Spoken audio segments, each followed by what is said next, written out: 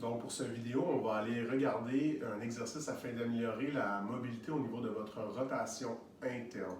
Rotation interne de l'épaule, ici qui veut dire la capacité à tourner le bras vers l'intérieur, vers le centre, et surtout sans compenser avec une protraction, une élévation au niveau de la scapula pour vraiment garder la qualité et l'intégrité de l'épaule. Malgré le fait qu'on est dans une société où on voit de plus en plus de rotation interne des épaules, de protraction des scapulas et de la nuque, il y a quand même souvent beaucoup de problèmes au niveau de cette mobilité-là, puisqu'il y a un principe au niveau du corps humain qui est « if you don't use it, you lose it », ce qui veut dire que si vous n'utilisez pas les amplitudes accessibles à votre corps, vous les perdez. En rotation interne, souvent, on est limité dans certaines parties de ce mouvement, ce qui fait qu'on perd la capacité d'aller vraiment chercher l'amplitude complète ou souvent optimale pour les activités physiques qu'on fait, ce qui fait qu'on éprouve beaucoup de douleur au niveau de l'épaule. Je vais donc vous donner un exercice afin de, 1, améliorer l'amplitude, 2, améliorer aussi la qualité des tissus dans cette amplitude-là, parce que certaines personnes ont déjà la mobilité requise pour leur activité, mais pas nécessairement les tissus assez forts pour supporter du stress ou de l'impact dans cette amplitude-là. Cet exercice-là va pouvoir vous aider. On commence assis sur le sol pour aller dans le sleeper stretch.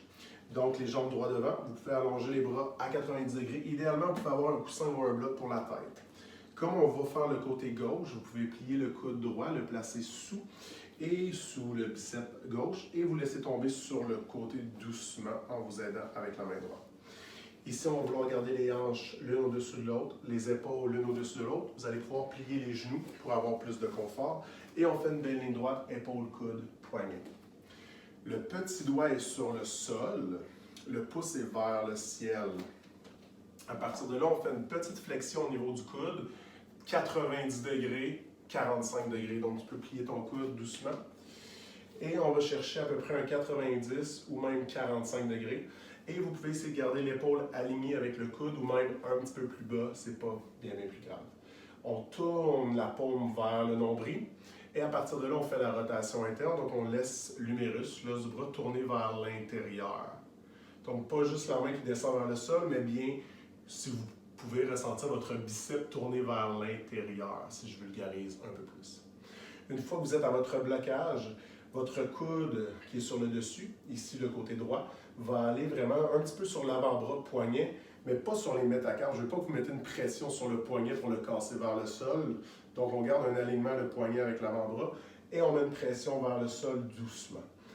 À partir de là, vous allez sentir vraiment que si vous donnez un coup vers le sol, que ça ne sera vraiment pas agréable pour vous. Donc, une fois que vous avez cette sensation-là, on garde doucement un petit étirement avec la main par-dessus, sans trop forcer, et on reste là pour 2 minutes. Je vous suggère toujours d'avoir une respiration diaphragmatique. Une que je vous suggère, c'est 2 secondes par le nez, par l'abdomen, et 4 secondes par la bouche, en laissant le ventre revenir à sa normale. En 4 à 6 secondes d'expiration, 2 secondes d'expiration. Une fois que le 2 minutes est fait, pour le PELS, donc si je vulgarise le PELS, c'est d'essayer de faire le mouvement opposé en contraction en isométrie. Donc la main qui est par-dessus, ici la main droite, devient une tablette qui ne bouge plus. Et vous commencez à forcer doucement une rotation externe, donc comme si elle essaie de tourner l'os de son bras, son biceps, vers le haut du tapis, en rotation externe. Mais la main par-dessus, il y a un blocage. Donc, on monte ça tranquillement à 100% de force. Et une fois qu'on est à 100%, on tient pour 10 secondes. Une fois que le 10 secondes est fait, doucement, on relâche la force. Et vous allez voir l'effet du PNF dans cet exercice-là. Votre bras va descendre un petit peu plus bas vers le sol. Pour le RALS, donc là, on va essayer vraiment d'améliorer la rotation interne, donc de tourner le biceps vers le sol. Là, je vulgarise, hein? C'est vraiment pas juste le biceps, c'est pas beaucoup d'autres muscles, mais pour vous aider à visualiser, à comprendre, c'est comme si vous essayez de tourner le biceps vers l'intérieur. La main qui est par-dessus, ici la main droite, reste un petit appui, elle ne pousse pas, elle fait juste laisser comme si elle était inconsciente par-dessus, donc un peu de poids pour aider. On prend une grande inspiration. Et on commence à essayer d'aller poser la main sur le sol sans casser le poignet. Donc, c'est vraiment la main qui descend sans casser le poignet. Et la main qui est par-dessus aide un peu. Elle reste lousse, comme si elle est inerte. Laisse-la tomber, elle. Ouais, exact. Juste pour vous aider, essayez d'aller toucher au sol. 10 secondes à 100% de force. Puis doucement, on relâche. On fait le processus 3 fois. Donc, exemple, si on continue, on prend une grande inspiration. On commence à forcer vers le haut, en rotation externe, comme si le biceps essaie de tourner vers le haut. Une fois qu'on est à 100% de force, on tient pour 10. Une fois que le 10 est fait, on relâche doucement. On reprend une grande inspiration. Et là, on force la rotation interne, donc comme si on essaie de tourner le biceps vers le bas.